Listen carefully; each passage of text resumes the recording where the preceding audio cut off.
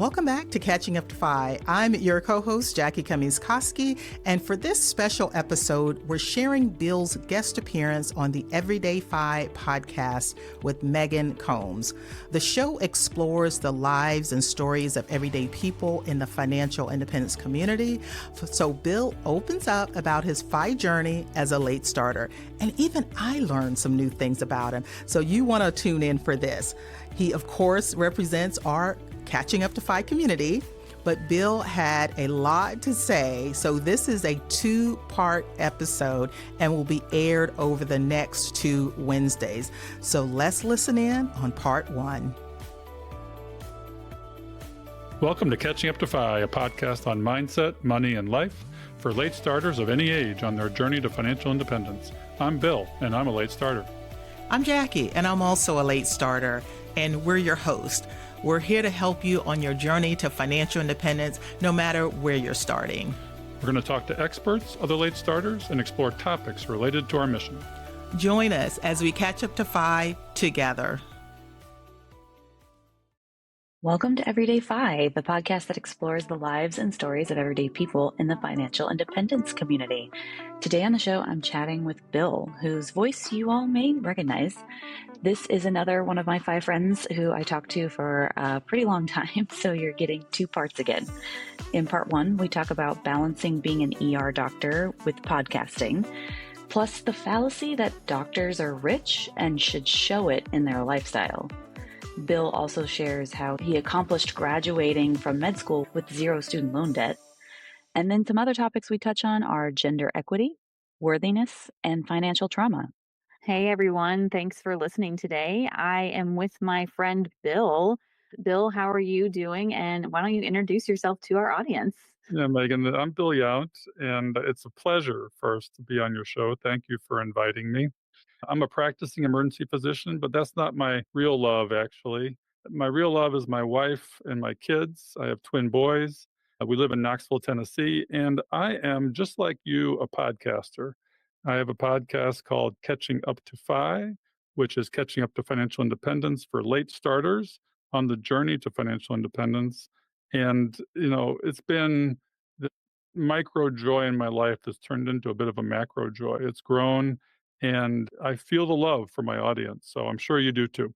Yeah, I do. I love my audience, which is probably a big part of your audience too, because we talk about your show on here a couple of times, or several times we've talked about your show, because there's so many people who get on here and they feel like they are behind when it comes to FI. Because I feel like when you are looking at the traditional FI path, it's all these people who are 30 or 35 who have already retired. And if you found the FI movement when you're 35, then you feel behind. I interviewed somebody just a couple days ago, and his episode will come out before yours, Alan, and he found FI at 48. And then he retired in 4 years, I believe, or I think he found it at maybe 46. But anyway, he retired in 4 years after finding the FI movement, which was just incredible to me. But I think a lot of people can really, benefit from the idea of catching up to FI, because what is it called? Comparison is the thief of joy. And so comparing yourself to these youngins who've retired at 30 is rough sometimes. So I thank you for doing that. You talk about FOMO, and I definitely had FOMO in my 50s because my contemporaries in the FI movement were all retiring in their 50s. And there's kind of like 3 versions of late starter. You've got the people in their 30s that feel like they're late, but they're really starting mostly on time. But the sense of starting late can be overwhelming, and the FOMO involved in, like, I didn't do anything for 10 years and now I'm starting at 0 or a negative net worth. How am I going to catch up to FI? Well, then you have the 40 somethings and the 50 somethings. The 40 somethings are still in time. It's generally, if you can get yourself to a 30 to 50% savings rate, you're going to have a 10 to 15 year journey.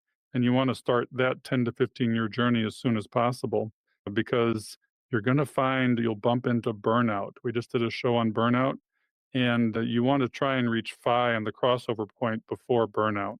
Yeah, absolutely. And we were just talking about burnout before we hit record. And it's one of those things that burnout even launches people into financial independence and retiring early. I know that there was Amanda on my podcast. She had a job that was so toxic that her burnout was so strong that she was like, I'm done. You know what? I can do this now. I'm done. I don't need to be here anymore. And she had that runway. And it was a beautiful story to hear that because burnout is so real. Speaking of burnout, how do you balance being a podcaster who has almost 1 million downloads and a doctor? You're an ER doctor too, right? Like not the, work 9 to 5 types, like the actual ones who are, in the thick of it. How do you do that? Yeah, we're on the front line. I remember being on the front line during COVID, and I never got COVID, oddly enough, even though I was in the face of it for a long time. But around, yeah, this all started. When did it start? It started in end of 2022 with Becky Heptig, my first co-host, and we launched in February of 2023, and we were just going to experiment. We were going to do 10 episodes for fun as a little hobby experiment, and then very quickly it turned into something where our audience kind of expected to hear from us. We felt sort of the obligation to keep producing content on a regular basis, which is very important for a podcast or a show like we do. So, yeah, we launched and quickly, because we had a community of foundation before we launched, we knew all the people in the space, and we found a niche that was unique. As far as I know, we're the only ones in the niche. It kind of took off. And you mentioned almost 1 million downloads. Yeah, we're at three quarters of a million, but we figure we'll be at 1 million by mid-year next year, which is unbelievable. I never thought I'd be talking to 1 million people in my life. But the question you asked was, how do I balance this with my day job? Fortunately or unfortunately, my day job is nights, weekends, holidays, a very variable schedule where I'm often not at work when people are doing their 9 to 5s. So it does give me the freedom to have days off during the week in entirety to focus on this. But the recovery from work, which I was talking to my wife about earlier today, when you're 59 like I am, it can take me a day to recover from a shift, and you don't count that into paid time, but it functionally reduces your hourly rate because you become a zombie after night shifts that I did recently. So even though I work 10 shifts a month, 12-hour shifts, it probably takes up 15, 18 days of my life because of the recovery periods, if you really count for that. But part of my recovery is working on the show. I have a partner. You can't do this alone. I mean, you're in a solo game, and I don't know how you do it, but I have Jackie Cummins-Koski helping me. I have Diana Falk helping me. I have Fritz Bassard helping me. Fritz is our virtual assistant that edits the shows. I did that for the first 40 episodes, and between prepping, recording, and editing the shows, people don't realize how much work goes into this. You do, but that was probably 15 to 20 hours a week if you counted reading the book in order to talk to the guests, and then 4 hours to edit it, and all the rigmarole that's associated with it. It was a lot of fun, and it was good to learn the mechanics. But at a certain point, it got to where we couldn't grow, and I was getting stressed out, burned out, and overwhelmed. And I decided to start paying for production. Having a virtual assistant is a great benefit, but then there's a cost associated with it, right? And there are costs both in time and money in producing a podcast. It's a relatively low entry cost, but if you hire a virtual assistant, even though Fritz is only $10 an hour in the Philippines, which I find amazing. So for 4 episodes, I pay like 250 bucks. And then just recently, we started monetizing in order to cover costs. People think you make money doing podcasts. Well, that really isn't the case either. You're really lucky if you cover your costs and then maybe have enough money to go to a conference like FinCon I went to a couple weeks ago. So I have the time and I have the passion, but I have help. Diana does our social media, which is a rabbit hole I don't want to go down. And Jackie keeps me organized. I'm sort of the CEO, visionary, networker, community guy for our organization. And we have an organization. I can't believe I'm running, in some ways, a nonprofit small business. Yeah, you're the talent of the nonprofit small business. Oh, give credit to Jackie too. She brings a lot of chutzpah to the show. She's also a numbers person because she has her CFP, or certified financial planner. So I can be the visionary and talk about the emotion, and she can be the math. So we have a math and emotion, salt and pepper type podcast. Yeah, it's one of those things where she gives you kind of the expertise. I don't have that yet. I'm like, But she gives I'm me just she gives me street cred. she gives you street cred exactly with that CFP. Yeah, I don't have that yet. I try to make it known that I just Google stuff and listen to a lot of podcasts. I have no actual credentials whatsoever, unless you count a master's degree in art history a credential. Not so much when it comes to money. So, your job as a doctor, I want to talk about that a little bit more because, of course, our community has specific content creators for fi life as a medical professional, and especially with nurses and then doctors as well.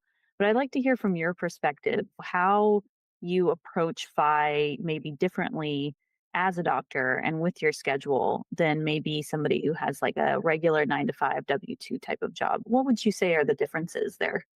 Well, there's some big ones because what does doctor bespeak? It bespeaks rich life. People see doctors and maybe what they drive and where they live, and they think, oh, wow, he makes $1 million. Well, that's not actually the case for most doctors. I'm a frontline guy. I'm basically a primary care guy. I'm on the lower end of reimbursement. But, I lived like a very poor student for my 20s through med school and residency. Back in the day, I think I made $25,000 a year as a resident and got a $1,000 a year raise until I was finished with residency. And then I got my first big boy paycheck, which was somewhere under $200,000 back in 1996. And I didn't know what to do with it. I had not learned to partition a paycheck, and I'd had all this delayed gratification. And I came out of residency with $30,000 of credit card debt because I deserved the vacations that I took that weren't within my budget. I deserved the new car. Didn't get the new house right away, but that was soon to follow. I didn't have a largely negative net worth, thankfully, because I didn't have student loans. But I lived paycheck to paycheck for probably 20 years, from early 30s to about 50. We spent first and saved last. I would save what was left over at tax time, and I thought I was doing well. I didn't know what a net worth statement was. I didn't know what a balance sheet was. I didn't know how to track my expenses or budget. And I was a very literate healthcare professional, but financially completely illiterate. So FI was different for me. I didn't even know what financial independence was. I thought the world would take care of me when I reached retirement. It seemed so far away. It seemed like, oh, I can save later for that. I don't need to now because I need all these new great things. And we had twins, and there were all the expenses with that. We also struggled with developmental challenges in one of our kids. So we went down this rabbit hole of the funnel of life, as I called it. And we got sucked into the wind tunnel. And since money wasn't top of mind, where it probably should have been, it became the last thing we thought about. And that's not the way to do it. As I know now, it's a language that everybody has to learn. It's a critical language that the whole world speaks. Well, not actually, they don't, but we want the whole world to speak. So we lived the rich doctor life, the expensive vacations, the expensive cars. We built a house, and you talked about burnout. Well, in 2008, we had rehabbed our house, and the great financial crisis occurred, and we were upside down on our house. So we were, I call it the trifecta of mistakes. We were house poor, we were saving last, we hit this bull market, and we sold, or we hit the bottom of the market and we sold out of equities and out of fear into fixed income. And so we missed out on a large part, maybe two-thirds of the bull market thereafter, because we weren't saving aggressively into a growing market. And we woke up, oh, it was about 2015, 2016, when I turned 50. I got sued in my field, which is an inevitability, and I'd managed to make it that long without getting sued. But between getting sued and waking up that we weren't financial ready, our kids were getting ready to exit the house. Luckily, we managed to save for and be able to pay for college, so that was not a burden. But we didn't manage to save for ourselves. The kids always came first. And then the wake up was a major sort of breakdown burnout session where professionally, financially, personally, it all collided. It was like having a major health crisis. And, analysis paralysis was where it started. Shame, regret, remorse. These are all feelings that people have, whether they're 30, 40, 50, and they feel like they're a late starter. I've heard other conversations before talk about how medical professionals have a tendency to be, quote, bad with money. Why do you think that is? And do you agree with that? I absolutely agree. It's getting better. First, because Jim Dolly of the White Coat Investor is on a mission to solve this problem. But I think generally high income professionals will go through all of their school without knowing how to manage money, having never had classes on money. And you would think in med school, when you're going to have physicians opening a small business and taking on business debt, that they would teach you how to manage a medical business. You would think that that's part of your medical training, but no, everything is science based. And it just was not an issue. The only financial training we had was a Northwest Mutual rep comes to you and gives you a lecture and then offers to be your quote financial advisor end quote after that. And we fell into that trap. We fell into the trap of a salesman that gave us a sales lecture on financial advising. And as we know, that's not advising, it's salesmanship. And so we bought a whole life policy. We did that. And we bought disability insurance that wasn't worth much through them as well. And we stayed with them for a while until we went into a private bank, another mistake, where we had a bank managing our money because that's what we thought we were supposed to do because that's what my in-laws did. So we weren't educating ourselves and making intentional choices with our money and who advised us. We were just backing into it based on what other people were doing without thinking about it. We were unconscious. And doctors are unconscious. They suffer from that delayed gratification. And, you hear the stories about the doctor's wife, for example, a non-working spouse that wants to live the rich doctor's life. And this exists. It absolutely exists. And Jim Dolly says if you have six figures of debt, $250,000 being maybe the average debt that a med student comes out with, you've got to live like a resident in deprivation for 5 more years and pay off that debt. And people don't get that message. Yeah, absolutely. And that's one thing I want to talk about with you because you said you didn't have student loans. But before we do that, it makes me curious why this is such a generalization for medical professionals when it's not so much with other people because other people don't get financial education either. So I'm an art historian. I didn't get financial education, but I'm not categorized as bad with money. Why do you think doctors just get lumped into this generalization? Is it maybe there's an expectation that because you have a lot of money, you're going to be good with money? What do you think? Well, it's more money, more problems. And then I think doctors are notorious for having a target on their backs. This is where I can make money. You get sold this bill of goods from a salesman, and you're going to put their kids through college with a 1% AUM fee rather than put your own kids through college. The doctors aren't the only ones targeted. I think lawyers are, and accountants are, MBAs are. You see people who've been through accounting or a master's in business, and they're terrible with money too. You see CEOs that are terrible with money. And it's really more money, more problems. You can make bigger mistakes with more money because a bank will sell you any loan because what do doctors do? They pay their debts. But you can't afford something if you can only afford the payment. And that's how they want you to look at it. You got to be able to afford the thing. Jim Dolly says, buy your cars in cash. Because a car for a doctor is generally about 1 month's salary. So why can't they, shouldn't they? When we leased cars and that's the worst thing to do. So it's not just doctors, but I think we're the sort of the avatar for somebody who's highly educated but in medicine, but poorly educated in money. Yeah, that makes a lot of sense. And yeah, I guess people aren't looking at art historians and thinking they have a lot of money. So, okay, so you got to tell us how did you skirt by without getting student loans? That's incredible. I still am paying my student loans off. I'm going to be paying them off till I'm like 45. How did you do that? Well, I didn't. It was one of the best financial decisions I ever made. One of the early in life was to go to my state school, and in North Carolina, I went to UNC. And I had gone undergrad to Duke, where I had a bunch of scholarships and some help from my parents. So I didn't have any loans from undergrad because of, I leveraged academics. And I leverage that also with medical school, but you're not going to believe this, and nobody does. I'll just have you guess at what the tuition was for my first semester of med school in 1988 at UNC. Okay. $250. How much did you say? 250.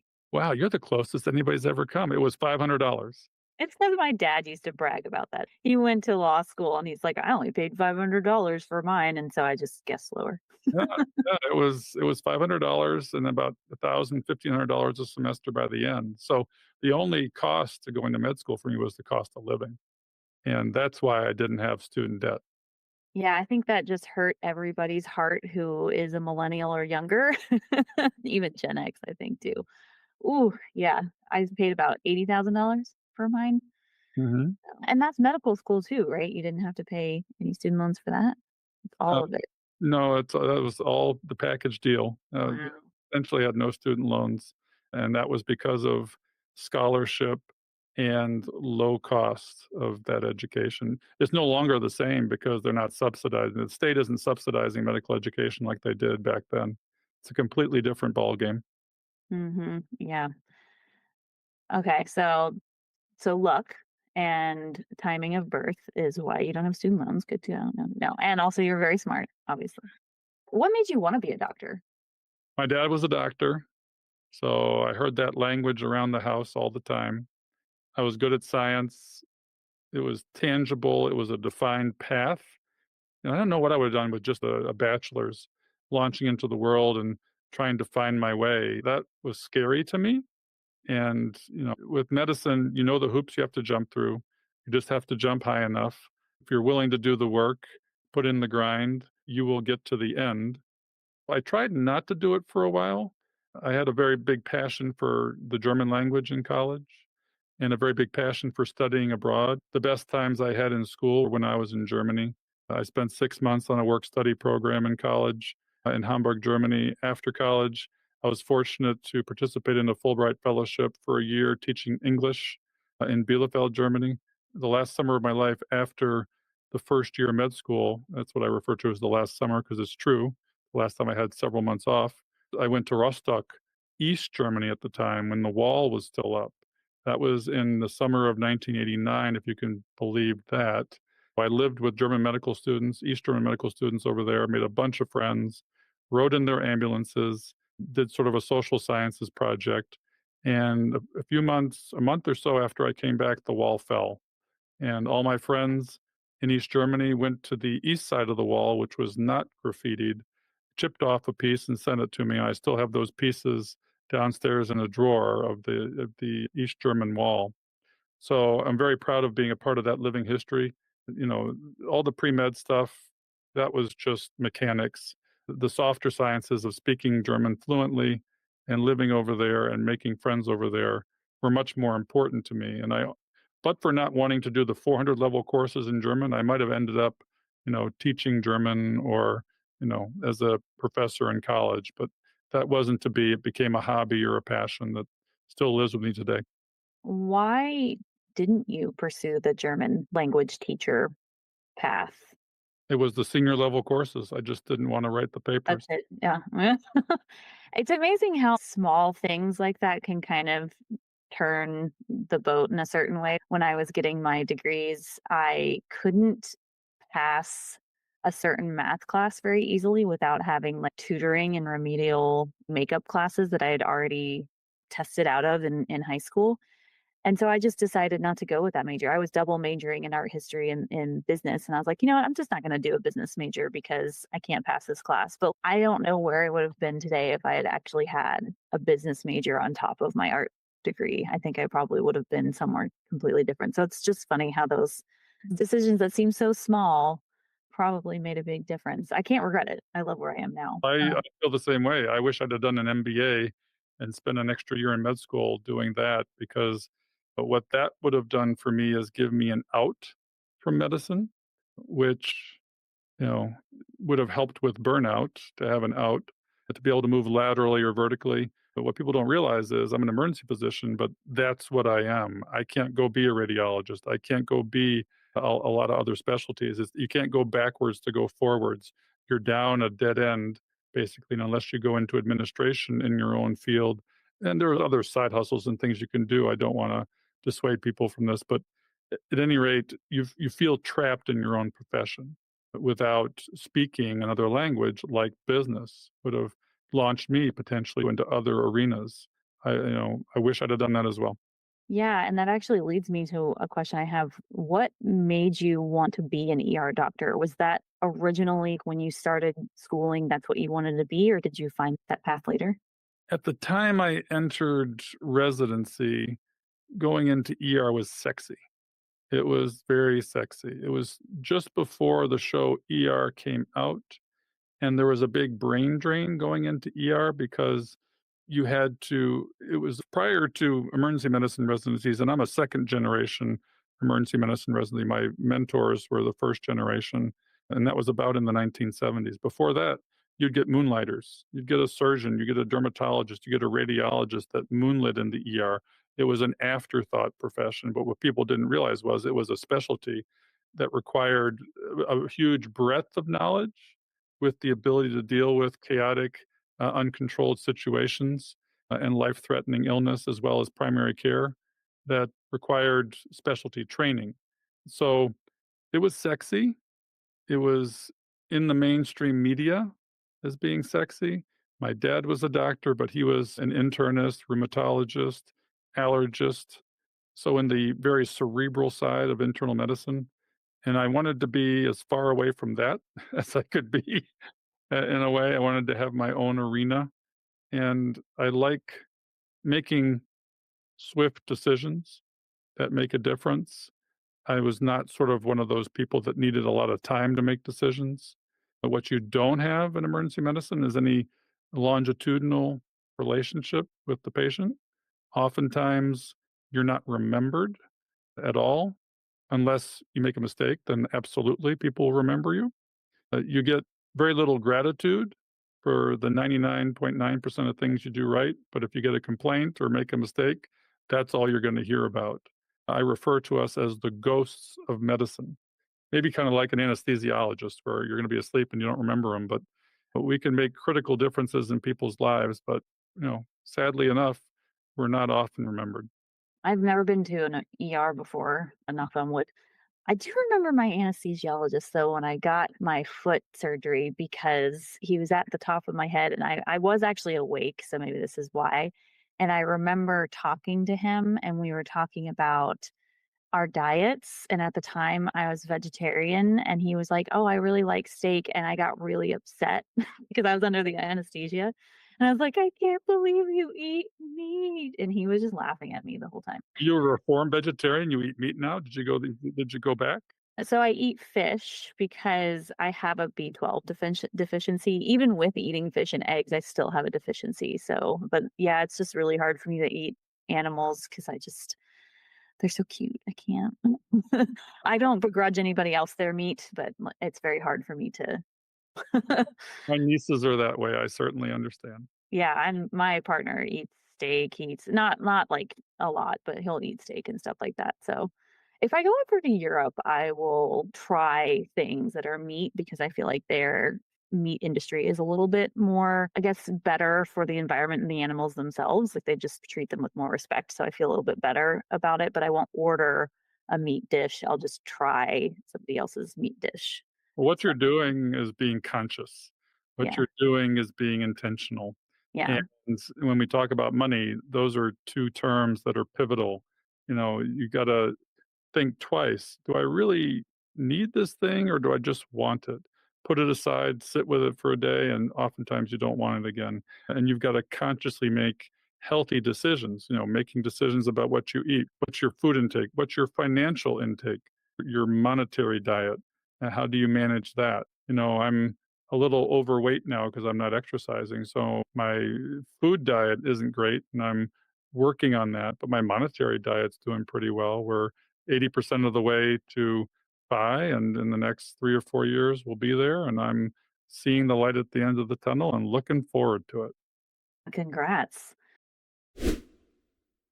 It is amazing how many parallels there are between diets and your finances and like a budget.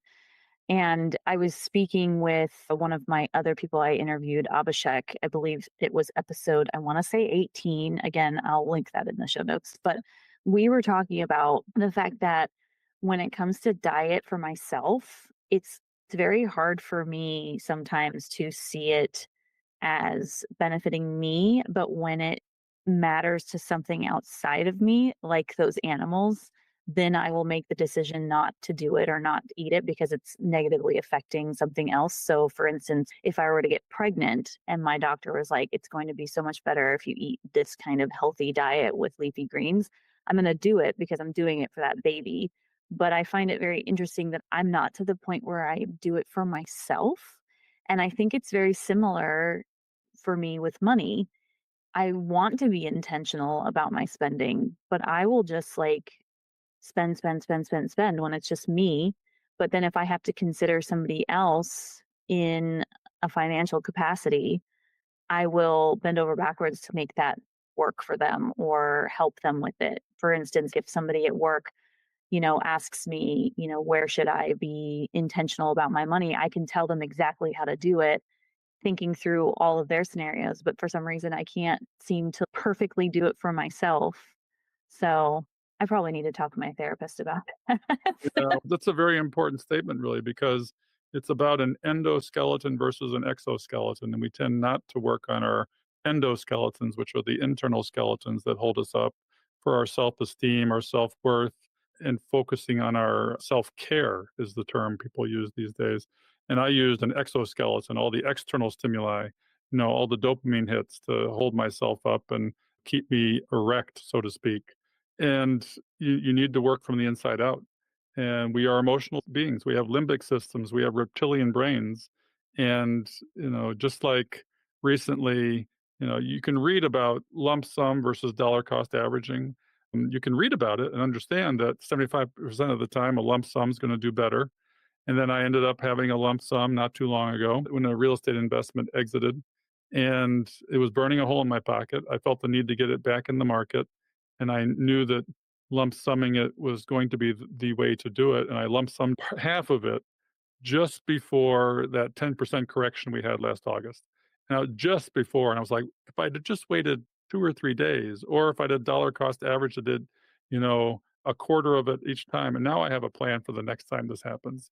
It's going to be a 4 month dollar cost average experience. And because it was a significant number, it was a six-figure number. And just to watch it drop 10% the day after I lump summed it in was hard.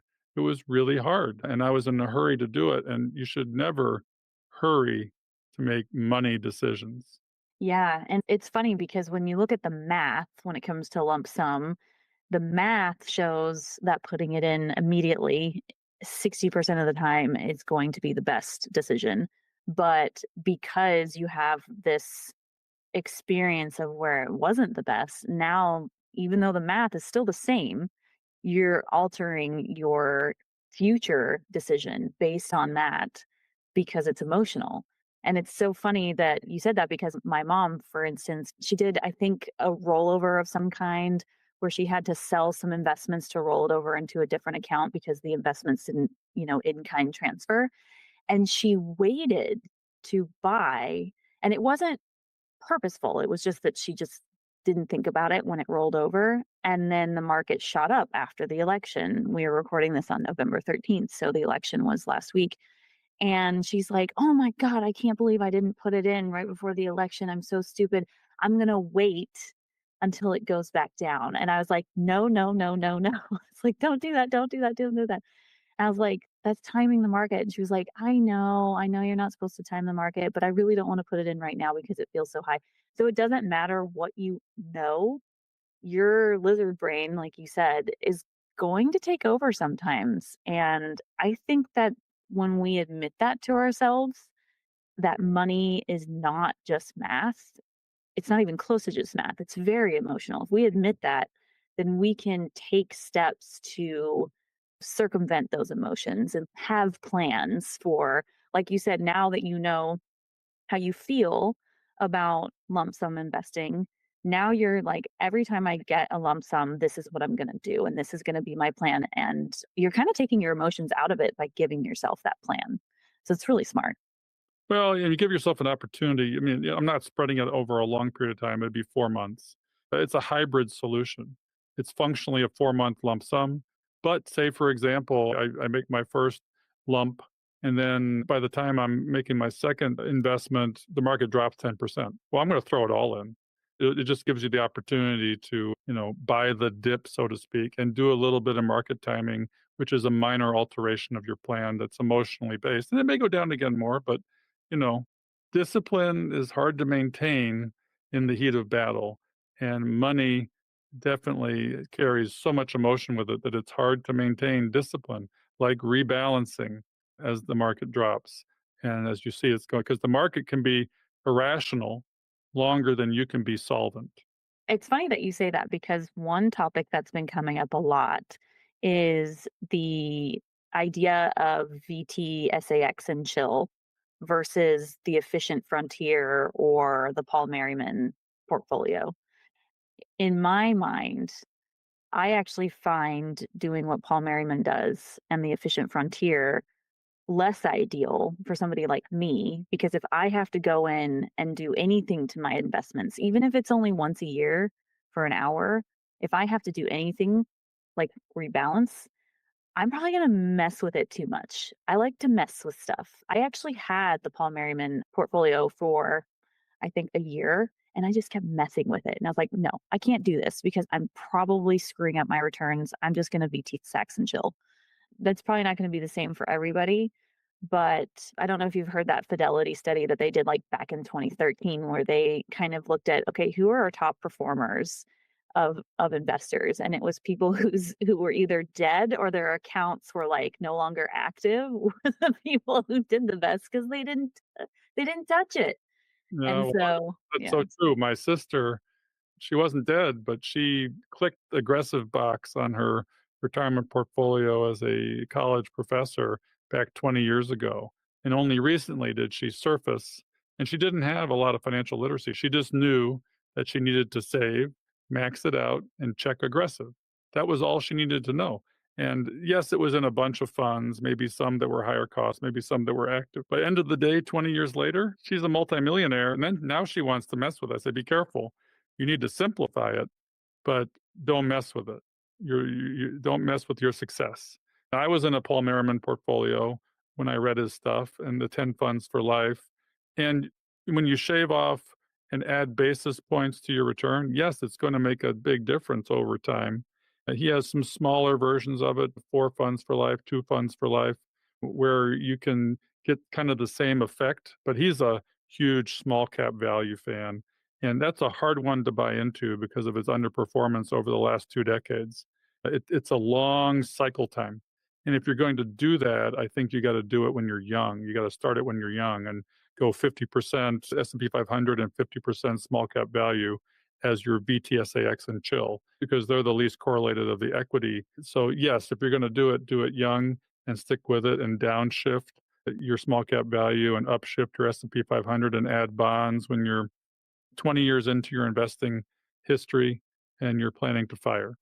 It's not more complicated than that. But right now, I have a bit of a hybrid approach. I diversify my bonds according to some buckets. I look at time segmenting. So I'll have a cash bucket that's a year's of expenses. I have a short term bond fund that's another year or two of expenses. Then I have an intermediate term bond fund that runs for about another 3 or 4 years. So in bonds now at my age, 59, I'm a 75/25. So it's 5% cash, 20% bonds, and that gives me a 5-year runway for the markets to do whatever they want to do. And as far as my main equity holding, it's VT as opposed to VTI, and I use all ETFs because of their efficiencies. And I custodian them all with Fidelity. I buy Vanguard products at Fidelity, the best of both worlds in my mind.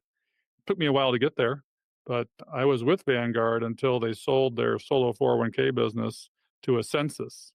And when that was going to migrate to a census, I was looking at having 3 different custodians. I'm like, I got to simplify this because I believe in the KISS principle. And that's where VTSAX and chill comes from. Now, in reality, I buy the total world because I believe in the world economic engine. It's been a little hard to watch lately because since the election, But we've seen international kind of tank a little bit and then domestic do better. So they've gone in divergent fashions in the short term. And I'm like, I wish I was all VTI. But you can feel that, but you got to stay the course with your plan. And I do tilt towards the US in my taxable account with being predominantly VTI. So I am not totally passive, because totally passive would be buy the whole world and chill. You're not really passive when you're buying the US and chill, because you've made a bet on the US stock market over the world. So a pure passive person would buy the whole world and chill. Yeah, I'm not purely passive, I guess. I guess I just really resonated with J.L. Collins, and I was like, I like this. Good. One and done.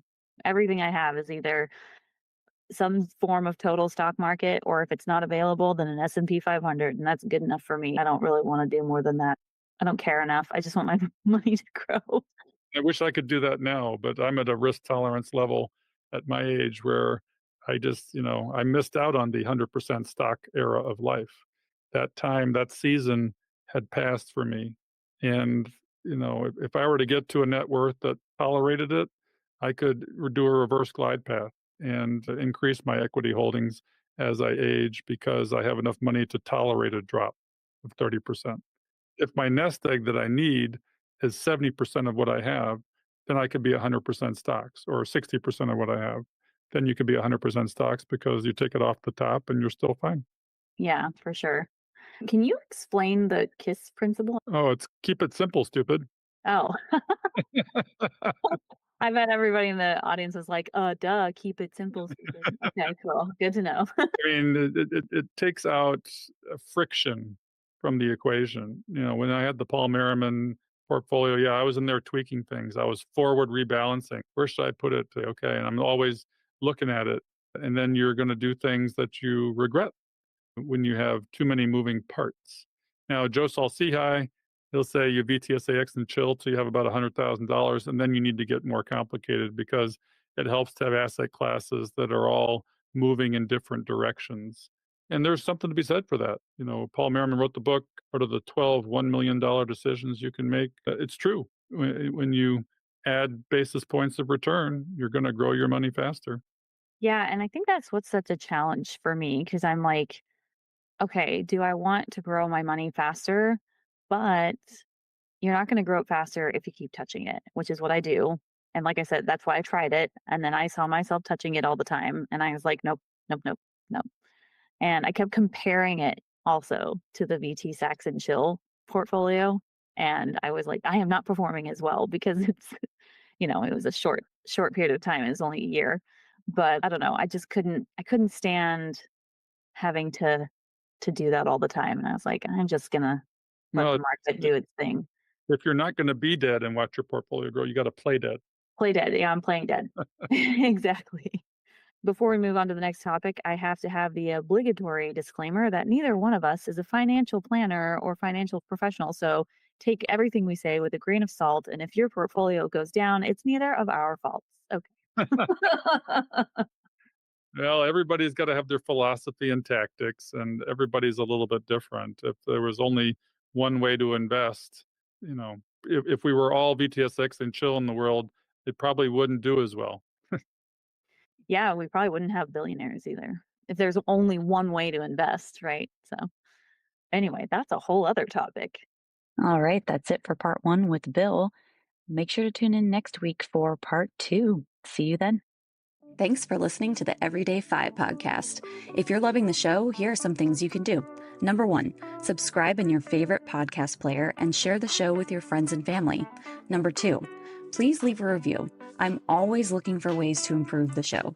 Number 3, check out my website, EverydayFI.com, where you can listen to all the episodes and leave comments for myself and the guest.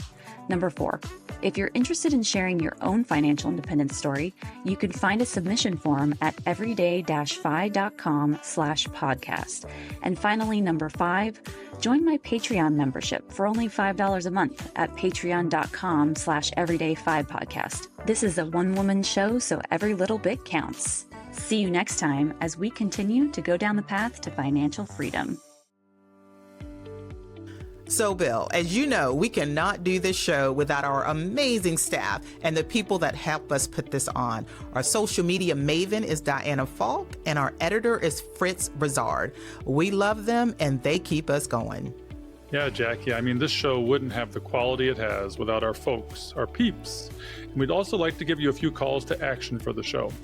We love our community, and we hope you love us back. If you would like to support the show and our mission to help late starters, you can do that at Buy Me a Coffee, which is a platform that allows you to make a donation. The link is in the show notes and on the website. Check out the show notes for resources mentioned in today's show. Also, head on over to our website at catchinguptofi.com and check out our vetted resources, partners, and affiliates for discounts and their services, because we love sharing great deals. Please share the show with others and head on over to our Facebook community to help us grow. If you prefer video, head on over to YouTube and watch the show there. We hope you've enjoyed this episode of Catching Up to Fi. We would appreciate it if you could also leave us a 5-star review to help our message reach others. And while we are financial educators that love to teach, remember that our content is for general education and information purposes only. We are not providing financial, legal, or tax advice. Always do your own research or consult a professional before making important decisions. So, Jackie, we'll see our audience next time on Catching Up to Fi. Cheers.